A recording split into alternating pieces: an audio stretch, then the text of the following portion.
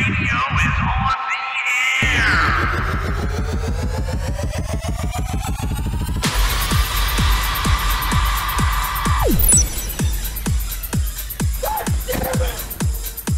Golden Image. Oh, I finally got to craft this game. Rock on. Oh! Wow. No, no, no, no, no, no, no, no, no, no. Hello, all of my Golden Image podcast listeners. It is I, Golden J, hanging out with three-time podcasting favorite Chico Noise and one-time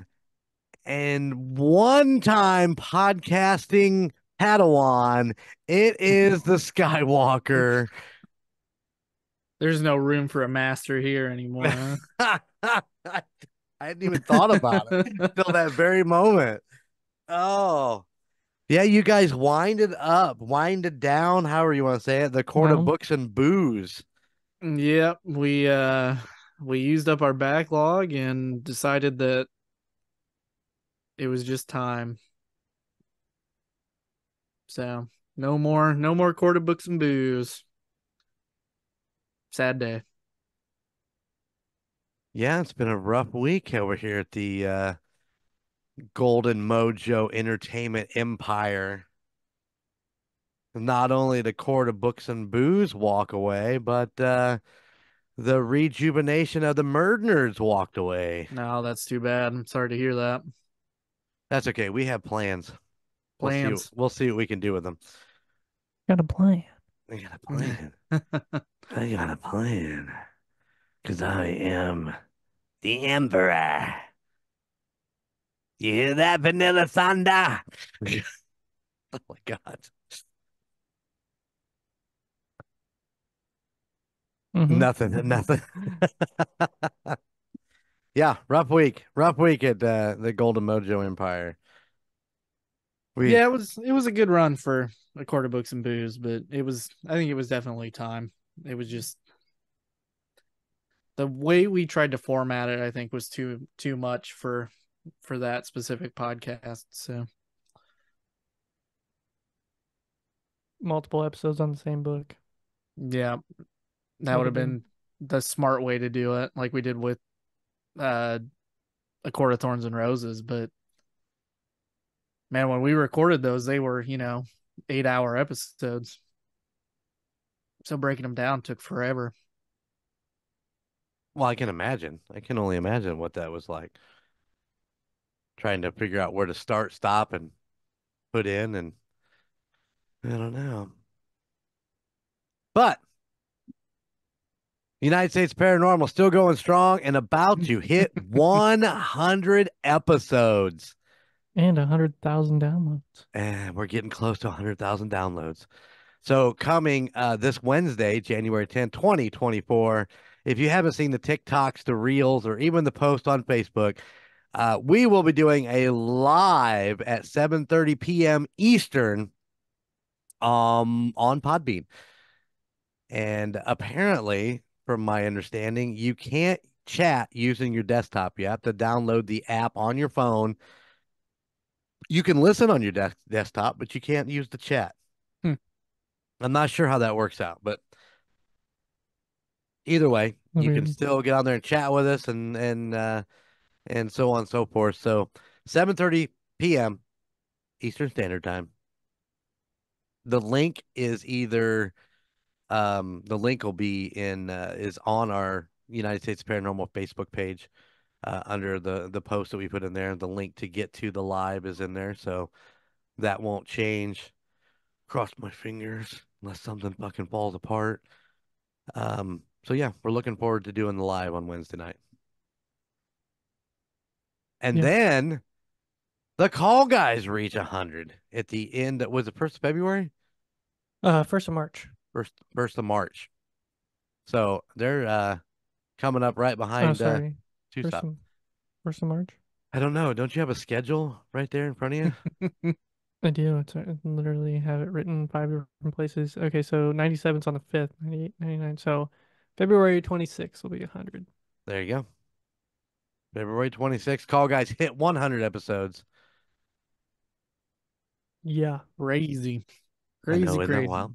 Isn't that wild? I was gonna count up one time how many podcasts I've done in the last 2 years. Too many. I've done a lot. It's a lot of talking. It's a lot of my beautiful voice on the radio. And all of me beautiful voice. A face for radio. But guess what? What? You don't get to talk at all tonight. Today. I don't. This episode. I'm excited. I'm just gonna sit back and listen and enjoy and watch Josh Allen throw interceptions after interceptions while I'm listening. I don't want to talk about football. You don't want to talk about football? No, I need the freaking Bears to win one game all season. Colton.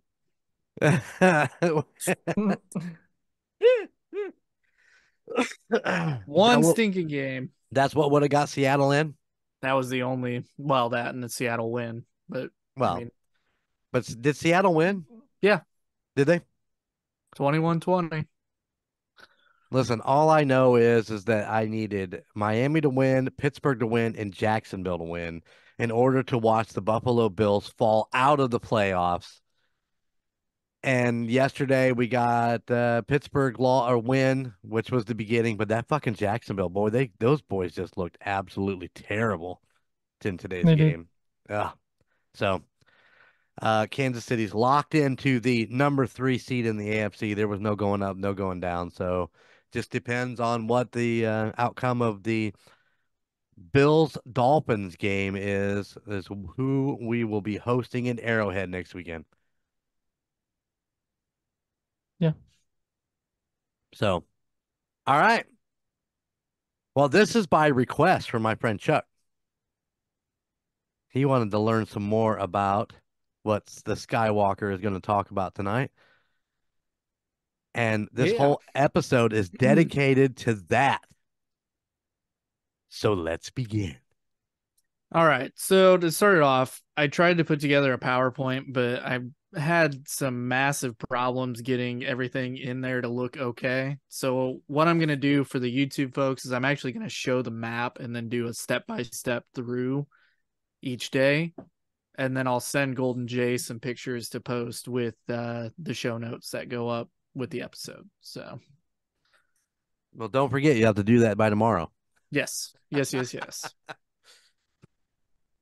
All right. So, you guys see my screen, right?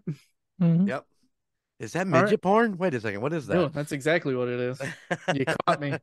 Hacked in Scott's computer. So Friday, November 10th, 2023, we left our house and drove to Chicago to fly to Narita, Japan. So that flight, you technically lose a day because you're crossing the international date line.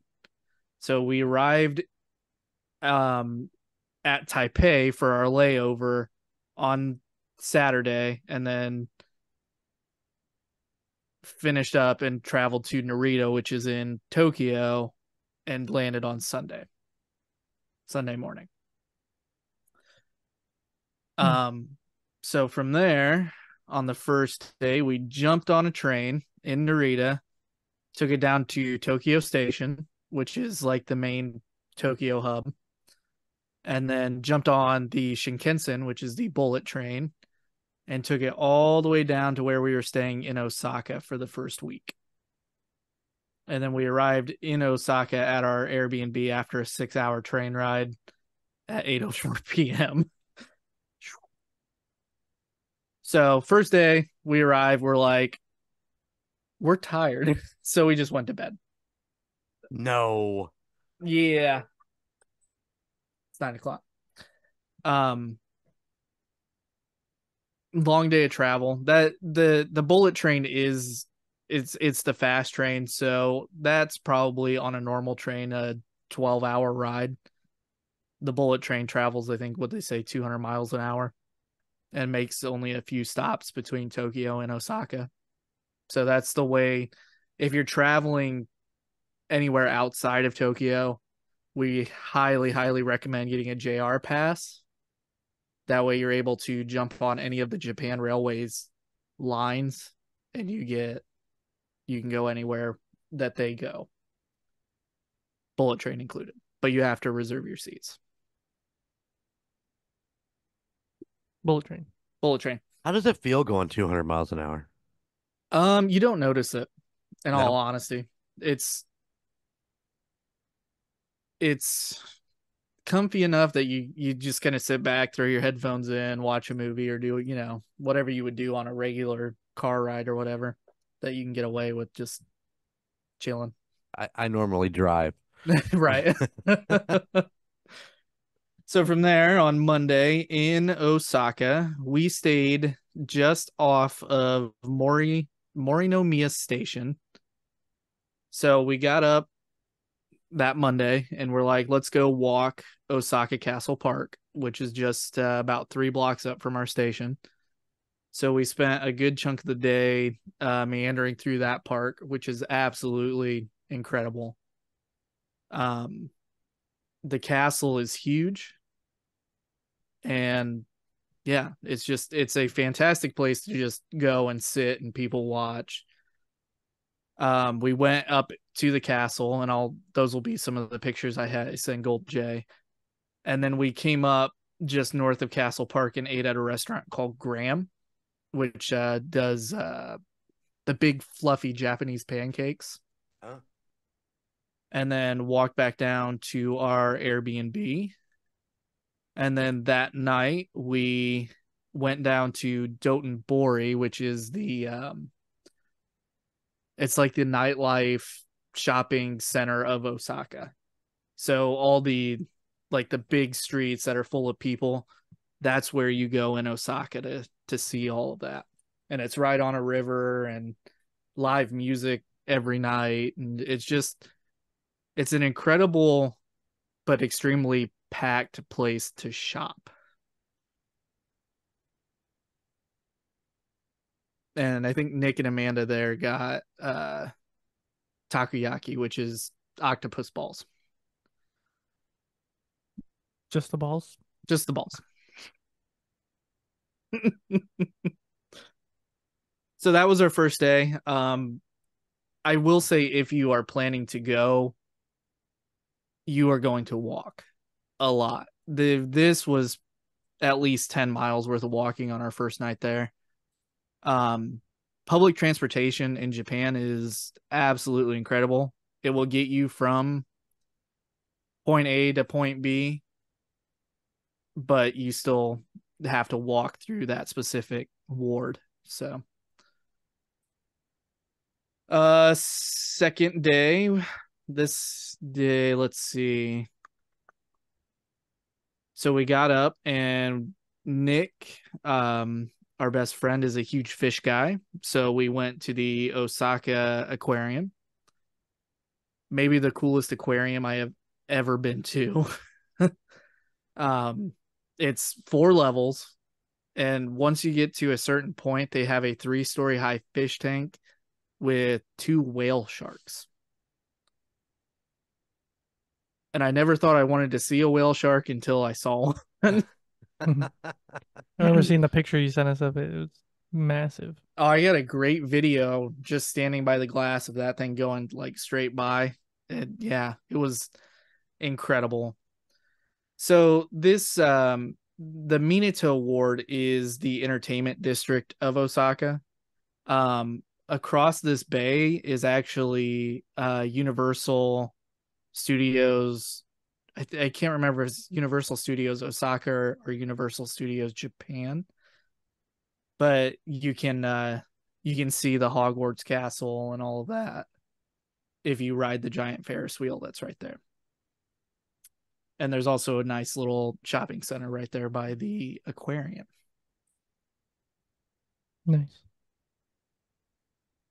So we did that, went back to the Airbnb and chilled for a couple hours, and then caught a train down to the Sumiyoshi Ward, to this little park. I can't remember the name of it, but Japan has these really cool art exhibits called Team Labs, and this one is called Team Labs Borderless. So they set up a section in this park that's just a giant interactive art exhibit. So you can walk up to, these giant eggs and move them around. And they had the giant inflatable arm guys waving around at one point. The first time we went, we did planets. I think it was Team Lab Planets. And we wanted to make sure to hit as many of these while we were in Japan, because they are just absolutely incredible. It's probably one of my favorite things to do while we were there.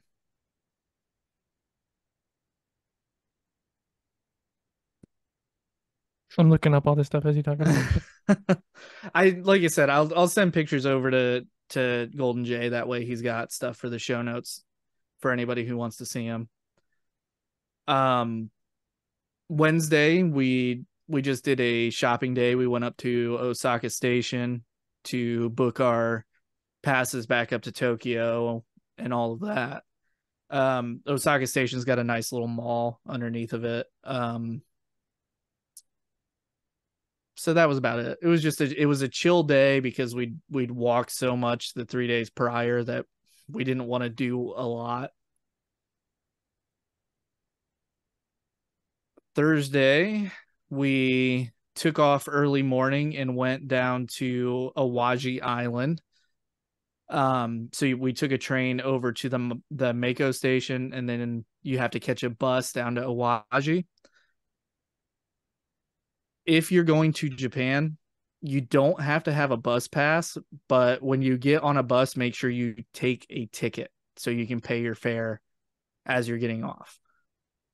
This little section down to Awaji from Mako was the hardest part of traveling the entire trip, because we'd never taken a bus before while we were there. We'd always just taken the train. Sorry. While we were on Awaji, we went to a theme park because Jess is a huge Naruto fan, and we got to spend the day with Naruto.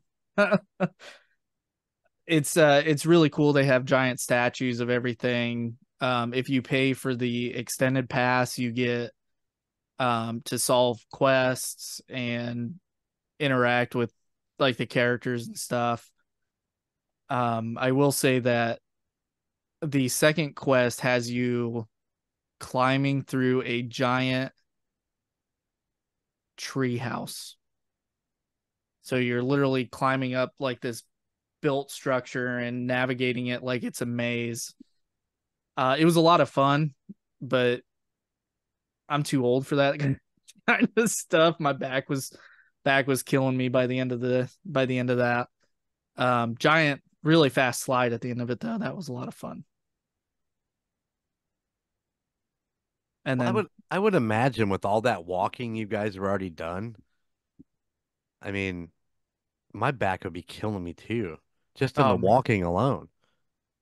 I went and bought new shoes before we went, and I'm so glad that I did, because we ended up walking in 2 weeks like 150 miles. Right. It was insane. Yeah,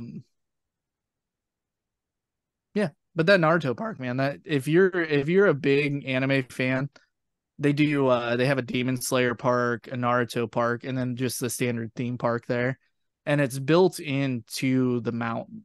So it's just a beautiful area to go and travel.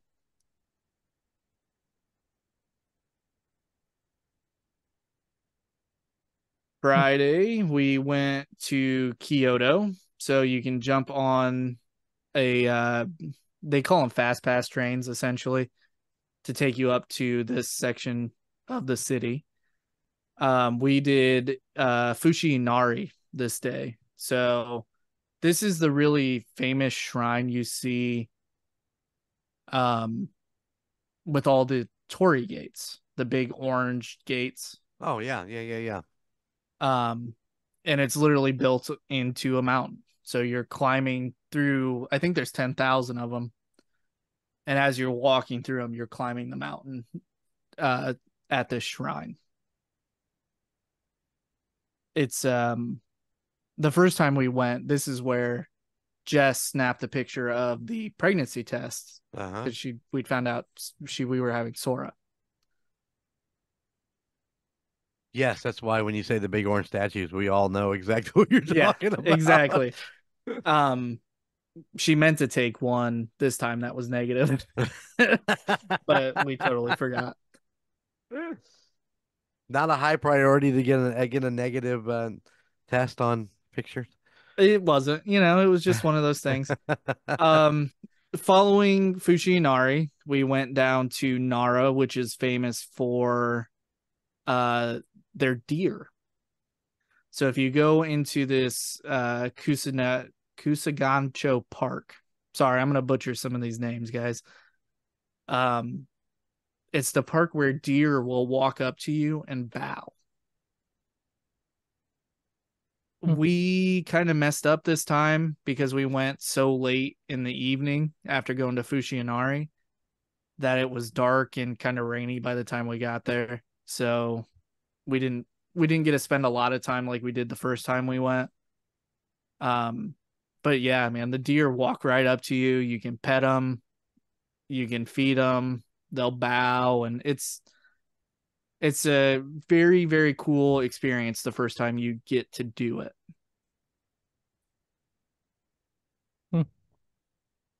And then we went back to the Airbnb because by that time it was pretty late. And I think this night at Morimino Station, there's actually a ramen shop right off the station. And if you're in that area, I highly recommend it. It's just a little hole in the wall. But man, that was the best ramen I might have ever eaten. It was so good. And we might have been so hungry that it just made it that good. But Nice. That was a long day, wasn't it? It was a very, very long day. I mean, the train ride from Osaka Station to Kyoto it's about an hour and a half. So I mean, it makes for a long day. Saturday we got up, went and did Osaka Station and Shin Osaka Station again. Now, Shin Osaka is the station where the bullet train actually comes in. So that is the actual like main Osaka station for incoming and outgoing. So we jumped back up there and then went back up to Kyoto and did the bamboo forest. It's cool the first time you go. I don't recommend going more than one time. It packs up very, very fast because it's a very heavily what's the word I'm looking for? Advertised tourist attraction. Gotcha. And then from there we went back to Kyoto. We were gonna do Old Town Kyoto this day, but I think all of us were really feeling the wear from walking the few days prior, and we ended up going back to Osaka and eating at that ramen shop again. You say that good? Did you say Old Town Kyoto? Yeah. Now, if you would have went there, would you have sang the song? The Old Town Road? You're gonna take my horse to the Old Town Kyoto. Probably not. Would you even thought of that? Probably not. Okay, just checking. I was so fried by this point in the trip bet. that I wouldn't have even come to mind. The reason they wanted to go to Old Town Kyoto is they wanted to see the castles and stuff because Kyoto was the original capital of Japan and not Okay. Tokyo. But there's a Starbucks that's built into the old buildings. Really? And yeah, Jess was like, we gotta go. And yeah, we were just at that point, we were all so tired. We're like, screw Starbucks, we're done. No Starbucks for you. You can get that in the United States. Yeah. Well, and everywhere in Japan too. They're all over the Are they? place. Yeah. Hey, might as well go international with them. They make a killing, that's for sure. I'll bet. So Sunday, we jumped back on the bullet train and went up to Odawara Station, which is the township of Odawara, and then jumped on a train and took it back to Hakone. And then we took a bus from Hakone up into the mountains so we could stay at an Airbnb with a natural fed hot spring. Oh, And this was probably my favorite part of this entire trip. It was relaxing. The air was clean. The hot spring was life-changing. If I could go back and do it again, I probably would have spent another night in Hakone. And if I zoom in, I think we can see you in the hot spring. you can see me in the hot spring. All this open mountain right here is actually golf courses. So if you're into that stuff, you can go do that while you're there too. This the bus ride up the mountain was miserable though. So they pack as many people as they can on these buses, and then you follow this road right here all the way up, wherever it branches off and goes up. But What's that the name? What's Go the name ahead. of that road right there next to your house? Next to the house, Yeah, zoom in right there. Go up a little bit. Shitsugi. I'm sorry. My brother is a 4-year-old, guys. But the bus driver, man, he was whipping that bus around those curves, and it was, if you get any kind of car sickness, stay off the bus going up the mountain. The ride back down the next day was a lot more tolerable. I think the gentleman was a little bit older, but the bus fare going up, I think, was about $12. Oh, right on. So it wasn't too bad. Hot springs were amazing. This right here is actually Mount Fuji. Oh, So on a good day on the right side of this mountain, you actually can see Mount Fuji as well. nice. We couldn't see it from exactly where we were at, but It's right there. it is right there.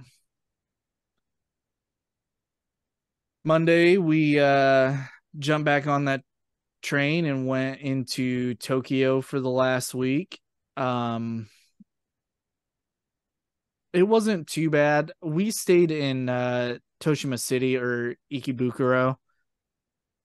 I don't know that I'd highly recommend staying in Ikebukuro. There's just not a lot to do. And it was about our Airbnb was a 20-minute walk from the nearest station. So this night we just kind of stayed in and waited for our luggage to be delivered, because that is a very prominent thing in Japan, is you can ship your luggage to wherever you're going. That way you don't have to worry about taking it on the trains or anything like that.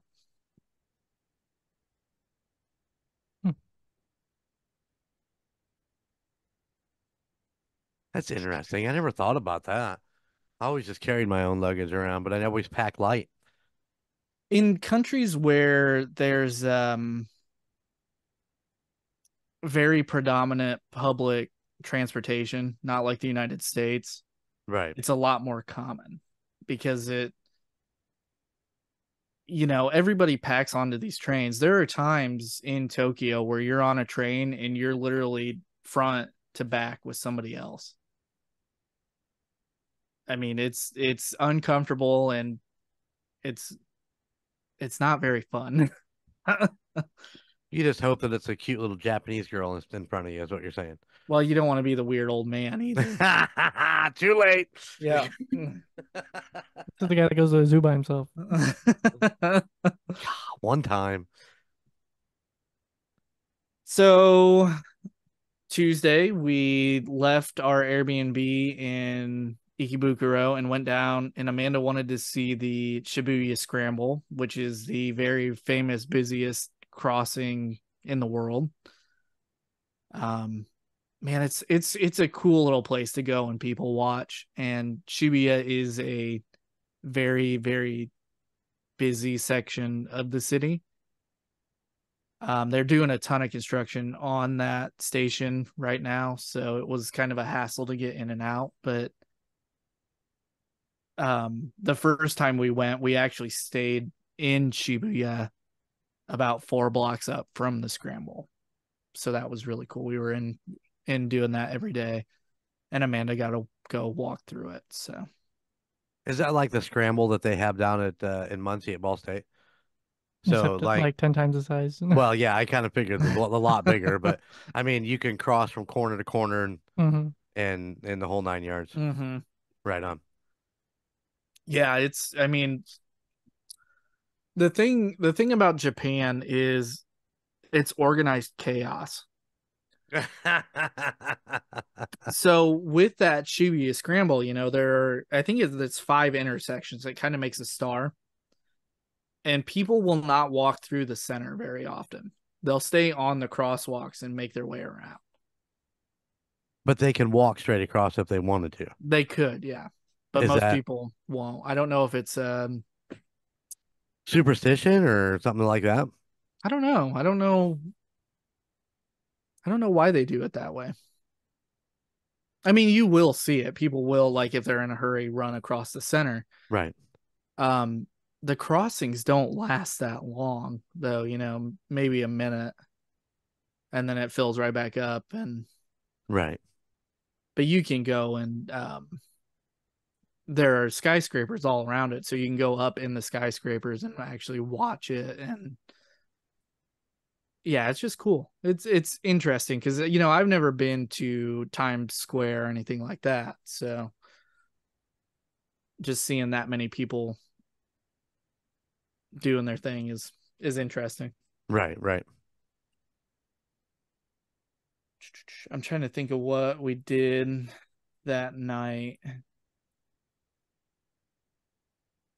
I kind of think we just did a little shopping at Tokyo Station after that, and then went back to the Airbnb and slept.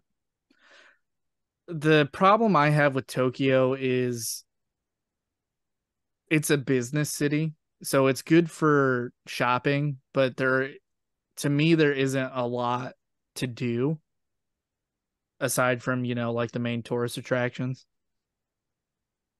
So our time in Tokyo was a lot more relaxed than it was in Osaka and Kyoto. We kind of just spent time being lazy and not doing a lot. What day am I at? Wednesday. Or There we go. yeah, there Tuesday. you go. 22nd. So Wednesday the 22nd, we got up and went to Shimbashi Station and then took a second train over to Diver City or Odaiba, because Diver City is actually the place that has the giant Gundam. Yeah, Gundam. And I'm a huge Gundam fan, so I wanted to see it again. It's a giant shopping mall behind it, and the top floor is a museum for Gunplay, which is Gundam models. It's another one of those really, really cool experiences that I think if you do it once, you don't have to do it again. And this was our second time doing it, so it was just okay. And then we went to Team Labs Planets. And like I was saying, for the one in Kyoto, this is a giant art exhibit. This one is a little more interactive than the Borderless. When you get there, you have to pre-book your tickets, by the way. They take you inside. They tell you to roll up your pants, take your shoes and socks off because you're going to get wet. And then you walk through this art exhibit and you're literally walking up waterfall over glass panels with LEDs hanging down and changing colors. And the other one is you walk into a room and you're about knee high in water, and they've got projectors up above you that are putting koi fish through the water that if you follow them around, they'll swim in front of you and move kind of with you. I can't talk about these team labs enough, man. They're incredible. If you get a chance to go to them, I think they actually have one in Miami too. If you get a chance to go and do these art exhibits, I highly, highly recommend them anywhere in the world.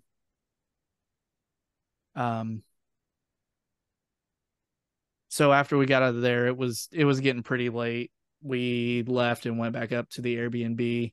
Hey, Sky, before you zoom too far out there, go Yeah. back in again. Is that a roundabout in the middle of the bay right there? Oh, the Stop. road that Yeah. loops right there. Yeah, it looks like a roundabout over in the water. Do you see it over there? Up on I'm your not sure. left, up Oh, on your right here. left.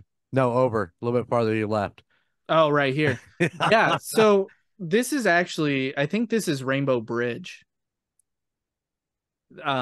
So they light up this whole bridge at night in different colors. Or maybe that's the train track, and I can't remember exactly where Rainbow Bridge is. That might be it. But they light up Rainbow Bridge at night.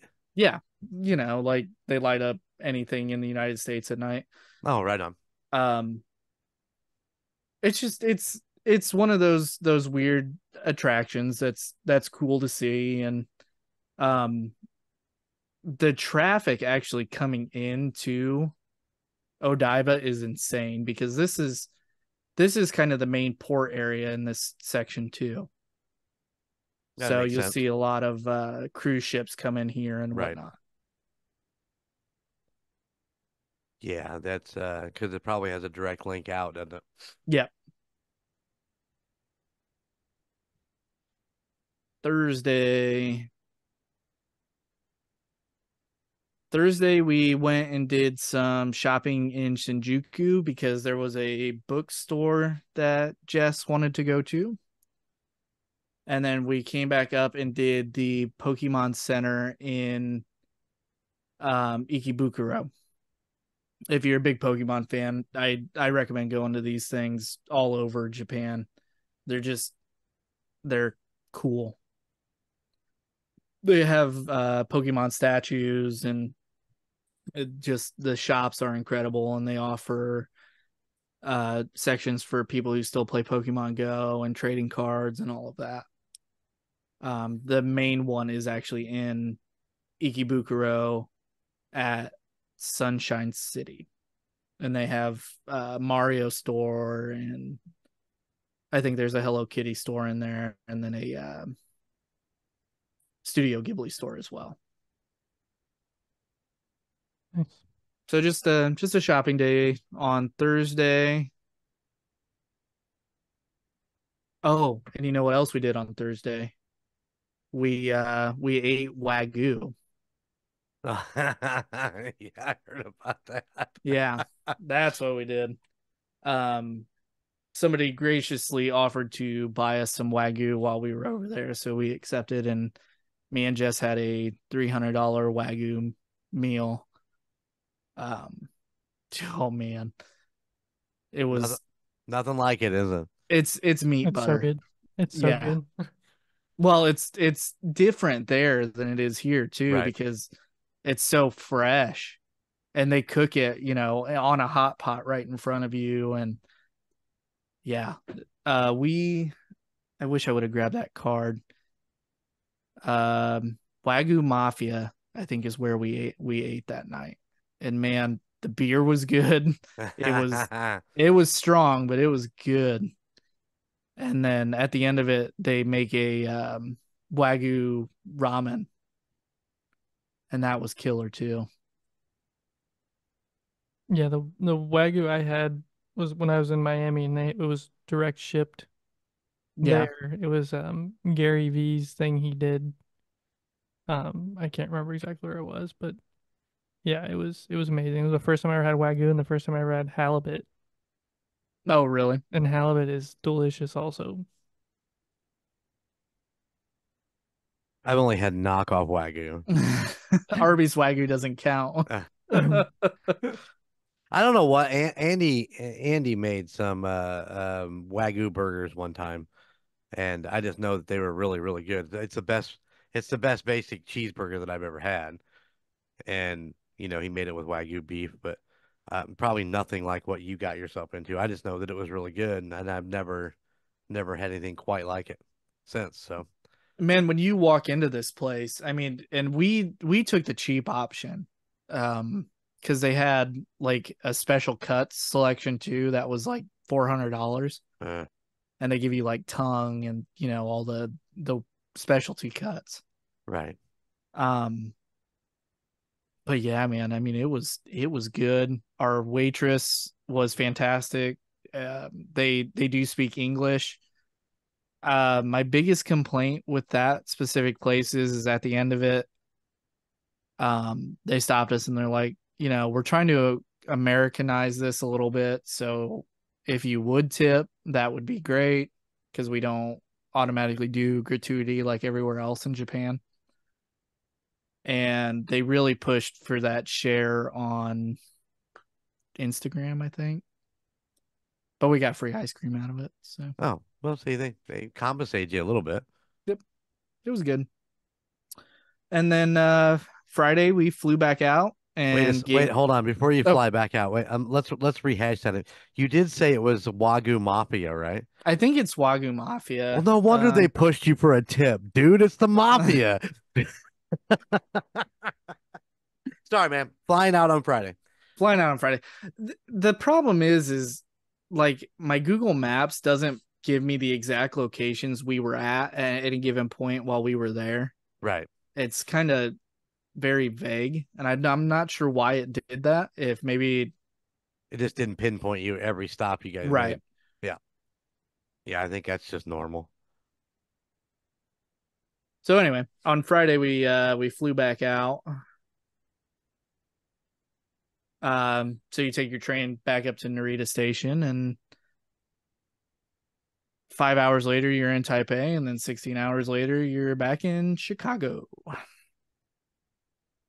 And I didn't know this until I think Gunner was telling me that the international flights do not fly over water.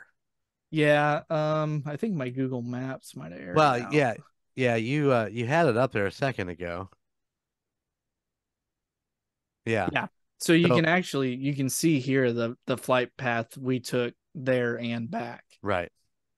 Um you rarely see a plane fly over open water just in case something does happen. Right. No, I understand it. I just never realized it. It's something I never thought of, honestly. Yeah, it's weird to think about. This path is actually goes a little more south because they won't fly over Russia right now. Right, right. Um so we kind of caught the southern end of Alaska, which is really cool to fly over, Oh, I bet. especially at night when you can see like I think it's Melbourne and Anchorage all lit up. Right. What's the other one? Juneau. Ketchikan's probably right along there too, I think, isn't it? Yeah, I think you're right. I think I remember seeing that on the flight path. And then yeah, straight down. We flew with ANA because Jess was hoping to catch the Hello Kitty plane. Right. We weren't that lucky this time. It So flew out about 30 minutes before you, I think, actually, Yeah. because I was looking at like, is this you? And Jess said, no, unfortunately. So we flew ANA, which is you fly from Chicago to Taipei for a layover and then back to Japan. Next time, if there is a next time, we're going to just do a straight flight to Japan. There's no reason not to. It's not worth trying to catch the Hello Kitty plane there and back for the additional, 10 hours worth of travel. Right. So yeah, I mean that's my quick 2 week breakdown. We did a lot while we were there. We visited a lot of uh bookstores. Um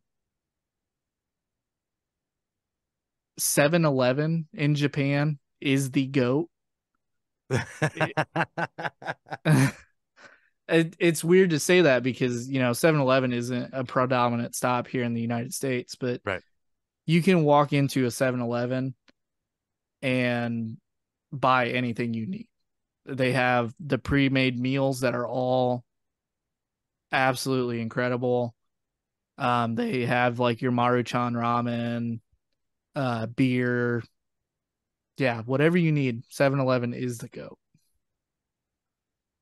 There is one thing that I did not hear you mention in your places that you went, and that was that didn't you do the Fender Museum? Oh yeah, yeah, yeah. It was kind of a one-off, and it wasn't planned.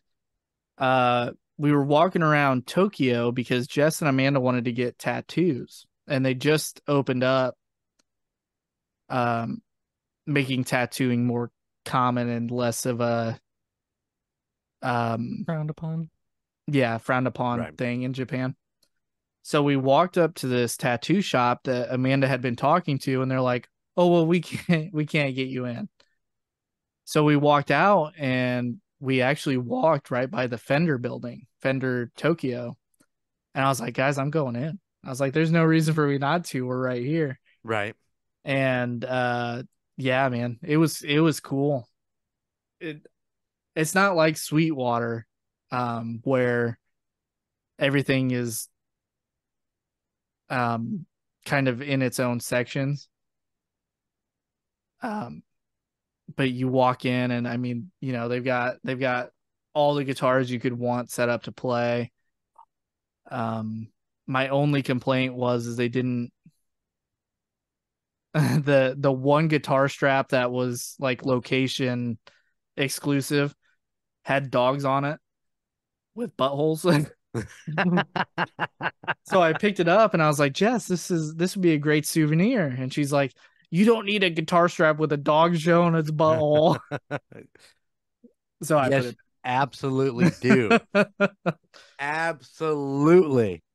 But I was hoping that they have like pics and stuff that had the location on it, but they didn't. So they did have a cafe in there, and it was closed while we went. But yeah, that was cool, man. That was cool. Those kind of places are always cool if you get a chance to go check them out, especially in another country. I can't imagine. Well, the first time we went to a Harley Davidson, Right. because Grandma had asked me to go and pick up a T-shirt and Right. some poker chips, and that was cool. But man, you get into those specialty places, and they're just so expensive. Oh yeah, absolutely. The thing about Japan is the yen is really weak compared to the dollar right now. So while we were there for those 2 weeks, we spent just under $600, and that's eating out a lot, and Right, right. souvenir shopping for everybody, and all that. But the fenders specifically, I feel like I could have bought them cheaper here. I'm trying You to know, think if imports were actually. Why do I think the imports were actually cheaper in a lot of the series of guitars? I think the BC Rich was one of the primes. It was an import, and it was just cheaper than the local model. But right? or the export or whatever they called it. But yeah, I could see that. I could totally see that. Well, and the other part is you're actually in Fender Tokyo, and I mean, the prestige of being there, you're going to spend the dollars for it. It's like going and buying a T-shirt at the Rock and Roll Hall of Fame. You know, what might be a $20 T-shirt someplace else is now a $50 T-shirt when you buy it Right. there because you actually bought it there, and that makes that some people like that idea. Some people would rather wait and get it someplace else. So we could say the But same thing about the pro shop in Kansas City. You can go to Rally House and get it a little bit cheaper, but you can buy it in the pro shop at the stadium. the thing is, I was looking for a very specific guitar while we were there. In the 70s, they built Aspen guitars Right. in Japan. I was like, if I can find one and bring back, that would be great. So we were going into these thrift shops in Japan looking for guitars, and we never found one. But even like the Gibsons and stuff that were over there were still marked up, 300,000 yen, which is it's like $3,000 here. Right on. So it just buying a guitar while we were over there wasn't in the books for me. Well, and even to get it back would have been kind of a little bit of a pain in the butt. Yeah. Yeah. So yeah, I mean there's a quick breakdown, Chuck, for the Japan trip. If you want to know any more kind of in-depth details, I will keep an eye on the email, or you can just have my dad give you my number. There you go. Make it happen. Yep. Jess did a great job with booking the trip. I mean, It's like that's her job. I know. What? We got there and we had a very set schedule that was open to change if needed, and so we got to do a lot of the things we wanted to do and then a little bit more. So Good deal. That's what vacation's all about. You got to have a schedule, but you got to make sure that it's loose enough to be able to tackle some things you see along the way. Because two if week you run a straight schedule too hard, and it's just not going to be any fun. 2 weeks is a lot. It is. I think by about the week and a half mark, we were all ready to be home. Right. Um, I think Tokyo might be a little bit to blame on that, just because, like I said, it's not as tourist friendly as like Osaka and Kyoto, where you can go out and see the old city or whatever. You're kind of just there to shop, and It's not necessarily a landing spot for a lot of fun shit. yeah, Right on. it's I need to be here because my plane leaves in a couple days. Right. So we're gonna chill and eat Yeah. ramen and wagyu and call it good. Yeah. Now tell me, these 16-hour flights, you were actually in this plane for 16 hours flying across there. What do you do for 16 hours? Well, I don't sleep. Probably not a bad idea. It's they have TVs and stuff built into the headrests, and they offer a lot of newly released movies. Uh-huh. So you can, I mean, I think on my flight I watched the new TMNT movie, the animated one. I watched not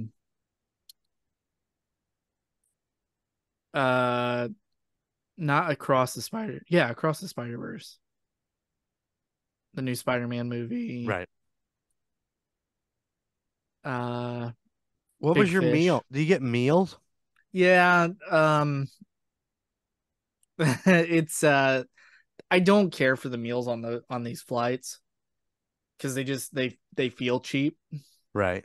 and when you're in economy, I'm sure they probably are cheap compared to The first everybody class. else. I think one was like pork belly and rice and just really thin cut pork.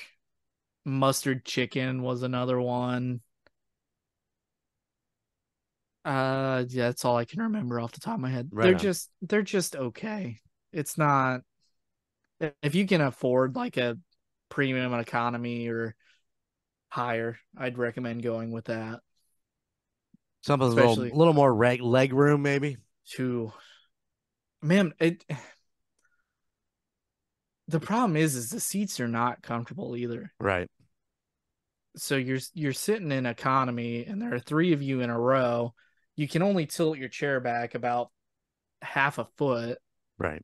So you're trying to get comfortable, and a 16-hour flight in that kind of condition is not fun. No, it doesn't sound like fun. It was pretty miserable. Yeah. And then of course, when we flew out, it was night. So the second you hit altitude, they're like, close your windows. So you got to close the windows. So you can't just like look out and Enjoy the view. enjoy Enjoy the the view. lights. Yeah. Why do they make you close the windows? Because I think people are trying to sleep. So when you're crossing date lines and stuff, it's you see the sunrise and set while you're on that plane. Right. So they're trying to get you kind of acclimated to where you're going back to and all that. So they just tell you to close the windows. That way people can sleep and not be worried about If it's the daylight lights or yeah. dark out or right on. I think the entire flight back, they had the lights dimmed except for when we were eating. Huh. I don't know, man. I've flown and I'm not sure that I could spend 16 hours in that seat. It's not fun. No. Chicago airport for international is not fun right now either, because they're redoing the whole terminal Right. and it's a nightmare. Now is not a good time to go to No, Japan out of Chicago. it took us, I think, almost 2 hours to get through customs in the U.S. Well, that's always fun. Do you end up with a body cavity search this round? Not this round, not like Iceland. Not like Iceland. Actually, I was gonna bring you guys back some sake, and I was at Narita Airport, and I had a bottle of sake and a bottle of wine, and I went to check out, and she's like, "Do you have a layover?" I was like, "Yeah, I got one in Taipei," and she's like, "I don't recommend buying this because they will take it in Taipei." I was like, "What?" She's like, "Yeah, it's something to do with customs in Taipei, and if they see you with a bag, they'll look through it and they will take it." And So they will drink it, those bastards. those bastards. So Oh, I that's couldn't bring good back sake. I couldn't bring back any sake. It's okay. It's not very good anyway. Sake's not very good. Yeah, not my thing. Well, you're supposed to drink it warm anyway, right? It depends on the sake, actually. Oh, right on. There are warm variants and cold variants. I believe that. All right, guys, we need to wrap this up. Yeah, good job, Sky. Yeah, very good job. Hopefully, uh, Chuck and his family can kind of take in from that, and maybe they'll plan a trip to Japan. And obviously, they're not going to stay in Tokyo now, so. Chuck, I tell you what, man, if you need a tour guide while you're there, me and Jess are both very experienced. Yeah, they could take a third trip over there and take you around. She's already talking about taking the kids in a few years. So Right on.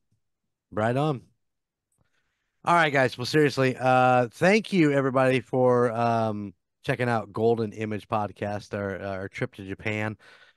Nothing local today. um, I hope everybody had a great Christmas and a really good New Year. We didn't really talk about that. Maybe I don't know that there's anything spectacular. I know Skyler kind of stayed in. Gunner was with me till about 10 o'clock, and then they went back home, and we finished up at Scott's at 12:05, and we headed home too. So I mean, not a real exciting New Year's for us, but Christmas was pretty great, I thought. So hope everybody out there had a great holiday season as we get ready to kick into the 2024, and hope everything you guys got planned comes true. And if you liked us, send us an email, goldenmojoent@gmail.com. Go check out our website, goldenmojoent.com. Right? Yep. Sometimes I get that confused because they're so close. And of course, check out the other podcast in the Golden Mojo Empire, which includes the Call Guys, United States Paranormal, Indiana Chiefs fans, Golden 80s. That's it. For right now, that's it. You can always check out the backlog of Recorded Books and Booze and MurdNerds. We are working to make sure that all those stay in the universe out there so you guys can still go check those out. So, all right. And we'll see you guys in a couple weeks where we're off for another adventure. Not sure where we're going yet, but it should be fun. Later.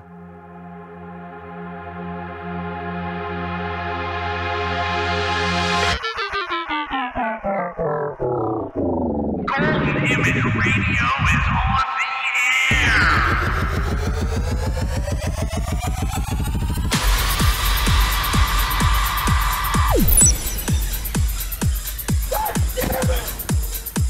Golden Image. Oh, I finally got to scrap this game. Rock on. Oh! Wow. No, no, no,